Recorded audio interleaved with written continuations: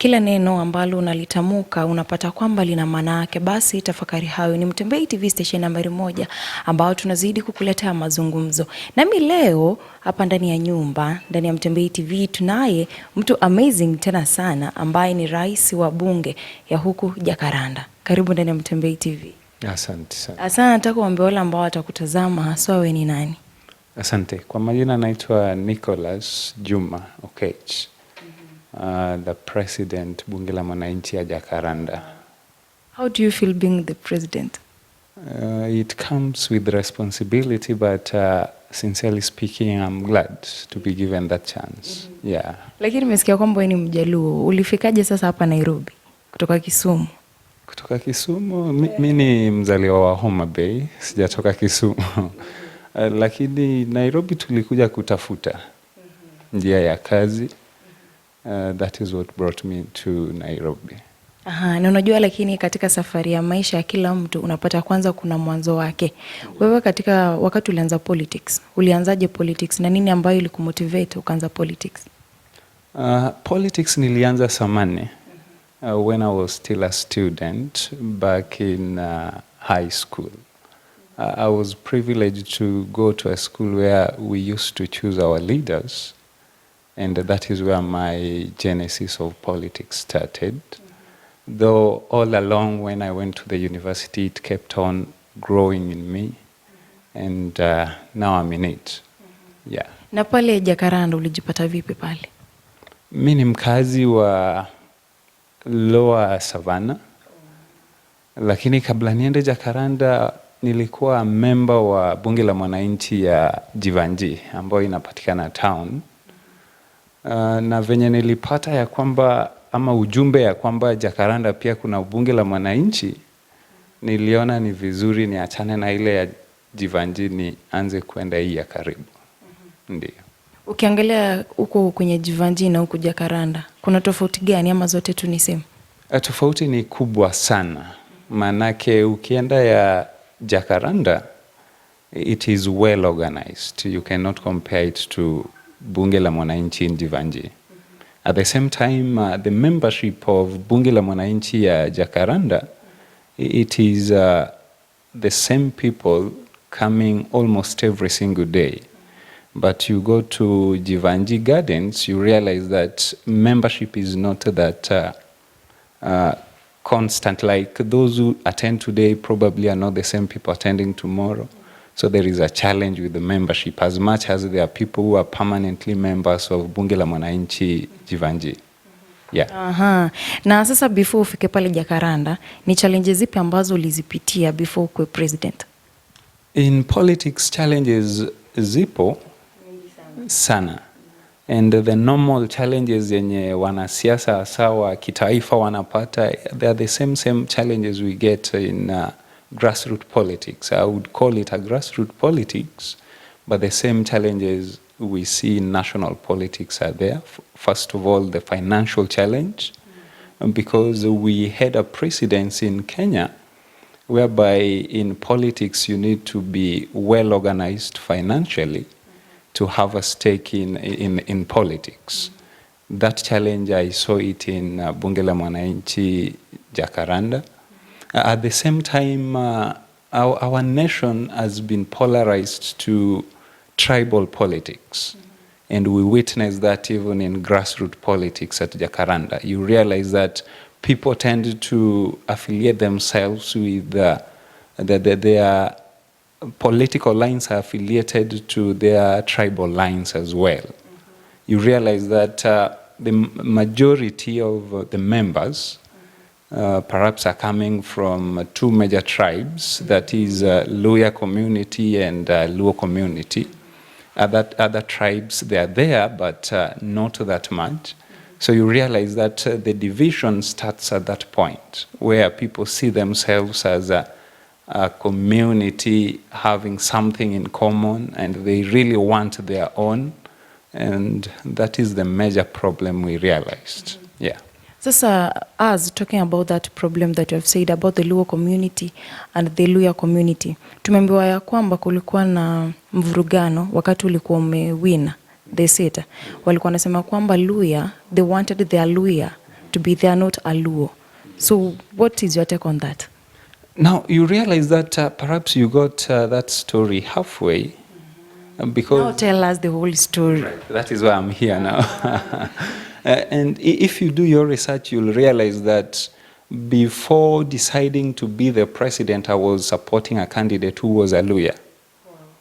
Unfortunately, we withdrew from the race, and I decided now to take the mantle, or rather the bull by its horn.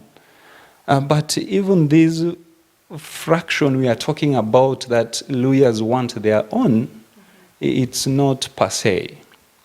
It's like just some corrupt people trying to drag lawyers into that mess. Because even in my team, you'll realize that as much as I'm trying my best to bring everyone on board, but you'll realize that lawyers already in this team. Just a few feel like their rights were not served, they are out a bit. Very few individuals. But you realize that they have hidden motives with Bunge la Mwananchi Jacaranda. There are people who initially were in the leadership, and a leadership that I would call a rotten leadership. They are trying to use that population for their own advantage. And the moment they realized that there is a leadership that is coming in place, and to say a leadership which is straight and would want to put things in the right way, now they are trying to oppose that and bringing in antagonism which is not actually there. Yeah. And because of that separation, will you still lead them? Wale ambao wanakukataa, like hufai kuingia kwenye bunge. Will you still lead them? Ama utasema ya kwamba mimi nitasupport tu wale ambao wananisupport. Wale ambao wanisupport, mimi sitawasupport pia kwenye leadership yangu. Now I'm already leading them, and like I said before, I'm trying my best to bring everyone on board. Politics will always divide people, but a good leader will try to do his or her best after elections to bring everyone on board. So I can promise you that I'm already doing that, and I will do my best to ensure that everyone is on board. Yeah. Wow, na unajua tulipata habari ya kwamba walikuwa wanarusha mawe, walikuwa wanatupa mawe. Ni nini mbaya? Ni vita ya kawaida ya kisiasa ndio ilikuwa inaendelea. Manake the moment you feel like you want to fight for something and perhaps you don't have that energy to push it to the point you'd want it to get to, people tend to use the readily available materials in showing their interest, or rather fighting for what they want. So it's unfortunate that it happened, but we'll do our best to ensure that the next election that will come, it will be in the right way where no fights will be witnessed. Yeah. Na tukiangalia your roles, nataka utuambie which roles as a president that you are supposed to do. Okay. Now when it comes to the roles of the president of Bunge la Mwananchi, it's coming all the way from early 90s. If you do your research well, you'll realize that Bunge la Mwananchi started in 1992. Hata mimi sikuwa najua, ndio umeniambia sasa. It started actually in 1992, and the main reason was to fight for the poor. Generally, Bunge la Mwananchi is a movement that tries to ensure that the poor also have their stake in the society. They have what the government should do for them, because you realize that since independence, and I'm really at my lowest point to say this, that our forefathers, the founding fathers, brought a politics whereby if you did not participate in electing someone, you are excluded in the development agendas. And to be very categorical about that, you realize that where I come from, that is Luo Nyanza, in terms of development, before the devolved government, you realize that we were dragging behind in terms of development, because it was believed that we never participated in forming the government. So you realize that the common majority at the village would not get the government services. As much as Bunge la Mwananchi started in Nairobi, not from that region, you realize that when someone is already in office, they tend to do what they never, or rather what I would describe as their manifesto, they don't really bring it on board. So those who are in Nairobi then felt like they are not being served by the government, and they gave themselves this name of the poor, and now they are the victims. They came together to form a movement, which is, actually it's not registered, it should be known that way. This movement was to fight for them, to ensure that they do an oversight to the government to do the right thing. So from there, it's, or rather the roles of the president stems from that point. Number one, you realize that the majority of these people in Bunge la Mwananchi, they are not employed. And the moment in Nairobi, so if you are not employed, life is a bit challenging. So my role as the president is to ensure that I knock at any office that is available, try to look for any chance for the members of Bunge la Mwananchi. At the same time, you realize that the poor, so many people take advantage of the poor. They group them, or rather organize them into groups in the name of trying to help them. But when that real help comes, it doesn't get to the intended people who are at the ground. So my role is to ensure that the moment we organize ourselves into small groups, no one is taking advantage of them. Also, the role of the president of Bunge la Mwananchi.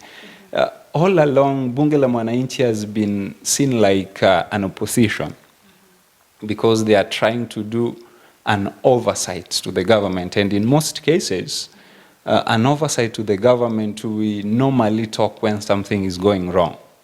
So in most cases, we oppose the government. So it is believed that we are opposition. Then you have a tough work to do. Then unajua walikuwa wanasema kwamba wewe ni mpole. So how will you manage those people?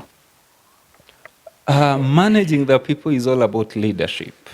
And it's by chance that I was made someone who looks soft, but anyway, I'm not soft. Those who know me will tell you that I'm not soft. When it is fighting for the right cause, I will always do it and push it to the end. And sincerely speaking, if I was soft, then today you will not be interviewing me as the president of Bunge la Mwananchi.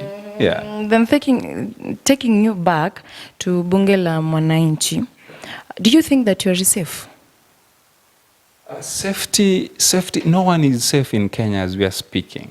And even those who are not presidents, or rather those who are not in leadership, they are safe.